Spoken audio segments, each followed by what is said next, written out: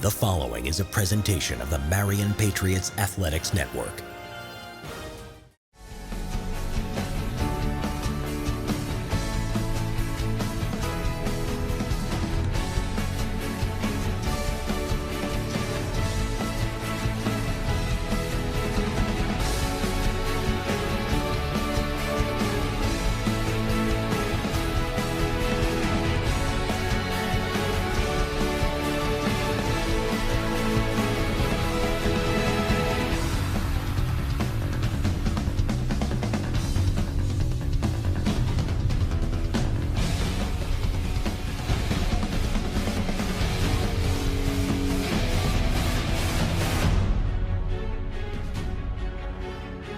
And welcome to this week's edition of the Patcast, sitting down with head girls coach Shunda Johnson. Coach, a little bit of a rough patch for the Lady Patriots. Yes, it is. First it started with the second half of the schedule at West Memphis.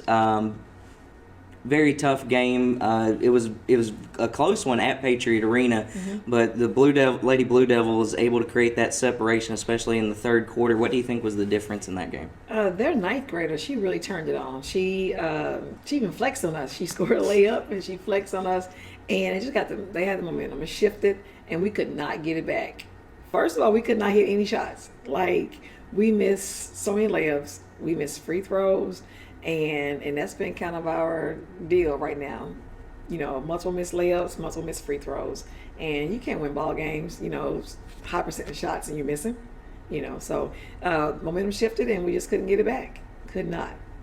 And this is one thing that's thrown me off about this girls team, because this is a very talented girls team. Exactly. Do you think the hurdle is just mental, or what might it be? I think a lot of mental toughness. I think that has a lot to do with it, but I can definitely say that leadership, we're lacking, true leaders. I think they pick and choose. They may lead Tuesday, and that Friday they're high, and so I think that lacking a true sound leader, someone who's not afraid to talk to their teammates and get onto them about, just doing what's right.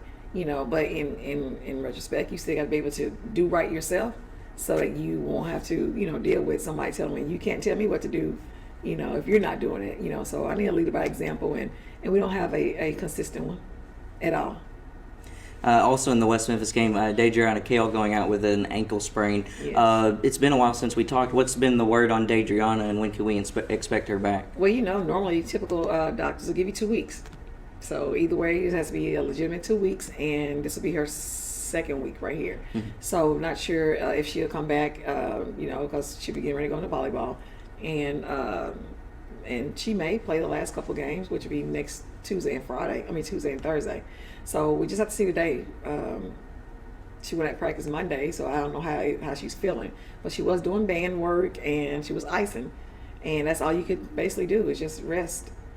Losing a talented sophomore like that, and somebody that can crash the boards like she has this year, with an injury like that, how does that affect the game plan? It does, but I told the coach at Greene County Tech on Monday, I said, we still have kids who are capable to step up and pick up wherever Kale's not. Mariah Robinson, same way. She's been absent, injured all the entire conference season.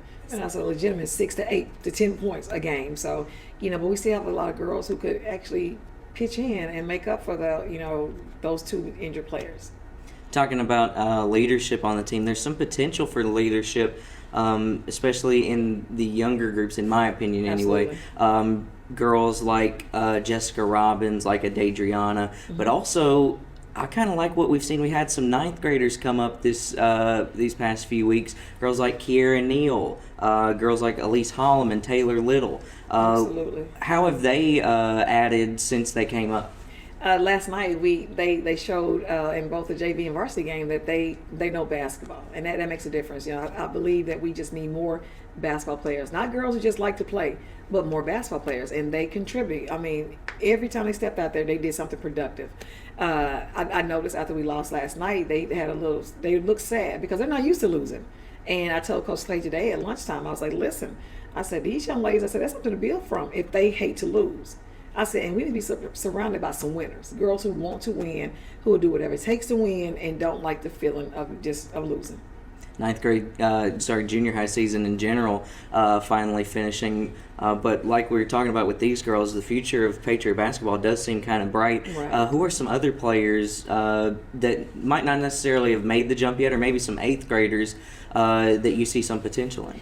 We know for sure their point guard is Naija Jackson. She's actually Santia Robinson's baby sister, and she just plays at she has a high motor, high basketball IQ for her to be so young. She's tiny in stature, but she has a tremendous heart, and she's definitely an 8th grader we're looking forward to in the upcoming years to, come and contribute, if she continue to improve. We have Breonna Dyson. She's a 9th grader, and if she gets in the gym this summer, I think that she will be one of those kids to make an impact as a sophomore next year. And from the 8th grade class, I think Naija and Bailey, I don't know Bailey's last name, but we call her Bailey, and I think that she has potential as well. 7th grade class, they're pretty loaded, but they're in 7th grade, so you just like, you can score a layup, you can score a free throw, you can dribble a little bit, you're decent in girls' side of 7th grade athletics. So, but if that group sticks together, and Coach Norton is doing a great job with them, I think that they'll be okay. Like you said, it's promising. Greene County Tech on Friday. This is a team you lose in the non-conference to. You come back and defeat them handily at Eagle Gymnasium. What's going to be the key in now your 3rd meeting with Greene County Tech? What are some things you want to see happen on the court? We want to try to get back to just playing fast, trying to use our defense to become our offense. And I just want someone to step up, whether it's a sophomore. And I have a couple of seniors that, this is their last go-around. I want them to even just go out with a bang. What do you have to lose? Just go out and play hard. That game tip-off for that one is 6 o'clock at Patriot Arena this Friday. Coach, should be a fun one. It always is whenever we meet up with Greene County Tech. I know you're excited for it, and I hope Patriot Nation is as well. All right, come out and support. All right, Coach Shunda Johnson will be right back with the Patcast. Mitchell Family Medicine provides exceptional medical care and compassionate hope to the whole family. We accept patients of all ages and are here to serve you. We take care of chronic conditions, annual physicals, acute care medical needs, and so much more. For your convenience, we have an in-house x-ray, lab, and pharmacy. Come see us at our new location at 924 Highway 77 in Marion, or find us online at mitchellfamilymedicine.com. Mitchell Family Medicine. You can depend on us for life. Game night doesn't end when the game does. Keep the celebration going with Game Night Happy Hour at Sonic. Happy Hour is no time to be hungry, so be sure to get some cheese sticks for 99 cents, or if something sweet is how you want to celebrate, get a 99-cent mini blast. Don't forget your student ID to get your student discount. Even if you can't make it to the game, just make it to the Marion Sonic, where we broadcast all the away games. Win or lose, it's about where you go after the game. Head to Sonic, where you skip the line and visit a stall to dine. And welcome back to this week's edition of the Patcast, sitting down with head boys coach David Clark. So far, so good in the second half of the conference schedule. Got a pair of revenge games, as I call them. Lost in the first half, beat them in the second half of the season against West Memphis and Searcy. Obviously, the West Memphis game is a rivalry game. The Searcy game is a game that we were talking about definitely shouldn't have been a loss in the first part of that schedule. Which one felt sweeter to get the win, or did it matter? Both of them felt about the same, because the first game we played West Memphis, we knew we could beat them, and that's our big crosstown rival. It was a bunch of trash talking, so we knew we wanted to get them back, and we know we was capable of beating them. So that one was very bittersweet for us, and it was just a great win. The Searcy one, we went in with not all our guns, all right? So we were missing 2 or 3 players, and they knew it, and they took advantage of it. We just didn't play good that night. So I think they thought that we weren't the team that they thought we were, and we came back out the second part, and it was great to have everyone available to play and to get the victory. Talking about not having all your players for that Searcy game, I think it was like a 6-point game, something like that. Yeah. But even without those players, how did the game change? How did the game plan change when you didn't have those players versus when you did? Well, we knew we were out our big-time gun, Dietrich Reeves Jr., so we need to, score the ball a little bit better. The freshman Jaden Forrest stepped up before us. That game, he had 17 points. Also, Darius Waterford stepped up. He had 17 points also that first game. But then when you add Dietrich Reeves Jr. to the mix, where they don't have to score and they can just go out and have fun and be themselves, it worked out great for us. The game plan in both games was to slow down Freddie Hicks, but we didn't have anything to score with him to keep the game like us above water. But the second game with Dietrich and our guys contributing defensively, it wasn't even a game. Going back to the West Memphis game for a second, it always seems like in addition to having a better game plan in that second game, Marion historically just seems to play better at West Memphis, at Lear Arena. Is that a mental thing? What goes into that, playing better on the road? We're trying to teach our guys we're down 20 points going into these hostile environments, and it can't be a game during the game where it's a tight game because we know anything can happen. So the thing is, we want to get ahead of the curve, ahead of the bus, and really steer that game to where we want it to go. Once we do that, then it's just everything, the chips fall, and hey, they fall on our side most of the time. Also getting a win on the road at Nettleton. Pretty talented team. Not too much of a game the first time, but Nettleton made it a game at their gymnasium, but still able to come away with a win. What were your thoughts on that game? Their seniors stepped up that game, and they were shooting the ball at a high rate and very accurate. I mean, I think they hit like 9 threes that game. We didn't slow them down as much as we thought we were. It got a little bit out of hand where we took the lead for like 12 points, but they came right back with a flurry of threes.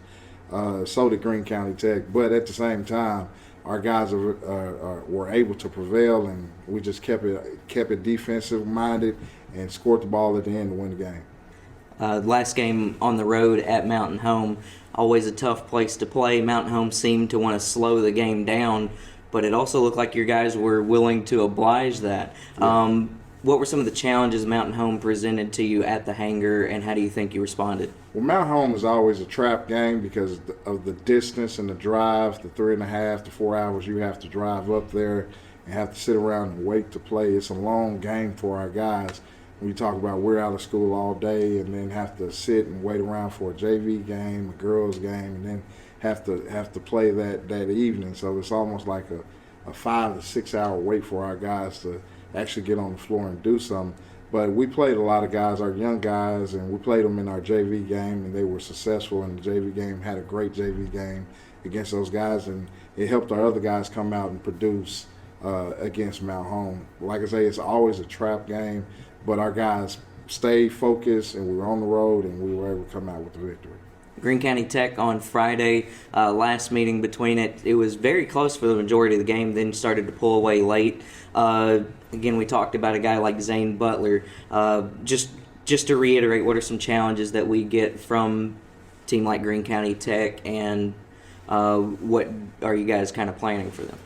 The flurry of three-pointers that all these teams can give you is always dangerous in the game. I think we had Greene County up 16 points at one point, and they came back and hit 5 threes in a row and brought the game back close as possible. And we were able to lock in again, play defense, and get the game over. And I think we won by like 17 points. But it was still a close game throughout the game because these guys can shoot the ball. And like I say, they shoot at a very high rate, and they're very accurate. That one's Friday night at Patriot Arena. 7:30 is about what time we'll tip off from that one between the Eagles and the Patriots. Should be a fun one, Coach. Yes, it should. Alrighty, that's it for this week's edition of the Patcast. We'll see you next time. Go Pats.